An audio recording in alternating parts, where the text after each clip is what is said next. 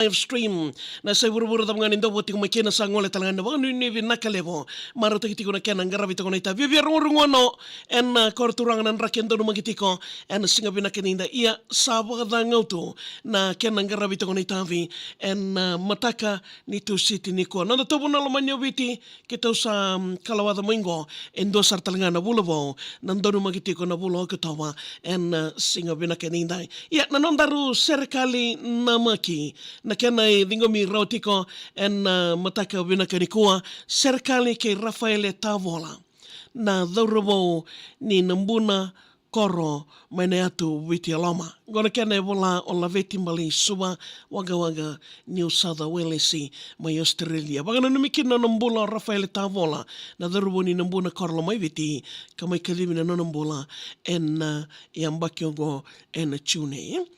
E rongo le buti nga nang daw monitoranga nona vekadivi menda sale so na tamata daw musi ndina e so ni se tundo no tu nambola sangana ka mena tarowa nikalo sa wakabuna rosaiba ruabana emba kisa tongai vulo chune sana senga ni lesu talemai ioti ni nongu reida na rara mani vura me sale so kina ngoni sala sa tokai na ibaka bagadengo Sasuka na yango kinangele ni sadha manambula.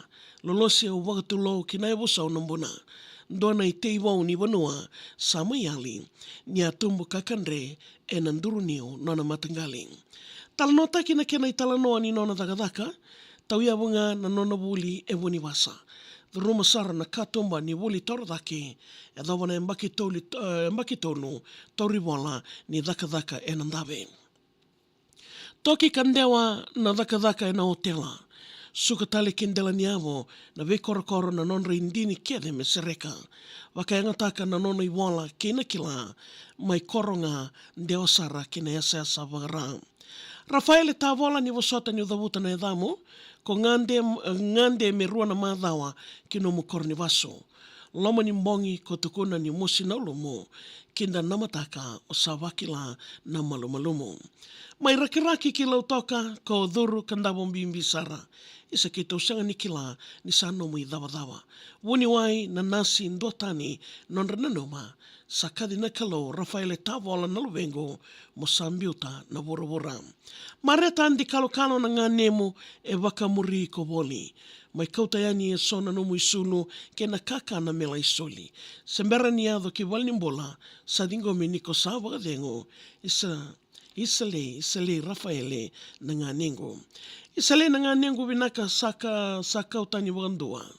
Sa senga ninga ian renre veyau nongudhuriani e walnimbola. Wotu veyau na tatau ni nonda tongase mendua watanga na veleti tawase a wagabumale.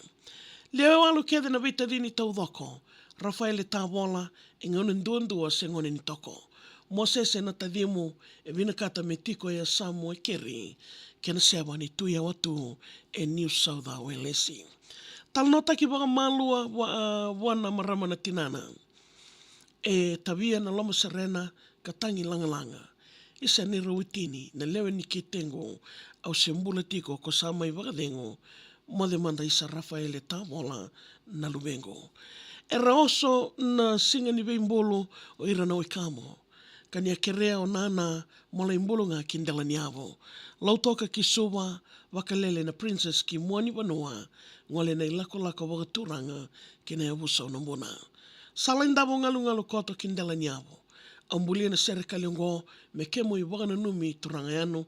Ngai tomboka karongoda na nina kamburaki na waya Maria Solomoni mena ngai kamburaka. Rongodi nduanduanga ena VTFM Mother Rafa. God be with you till we meet again. Walana kena yang labeti mbali suba e wanga New South Wales and singa binaka nindai. Abikim nina bekan indo buti kumain nondaru serikali na maki madingo mirautiko and nondaru iwasan nga una ni vakatawa na salnika kambura ken VTFM. Walana nam serikali. Ngayo email tak mai via maria@vtfm.com.fj. Kesanga ranyo na bolanga mai wako tamai and VTFM rotolundua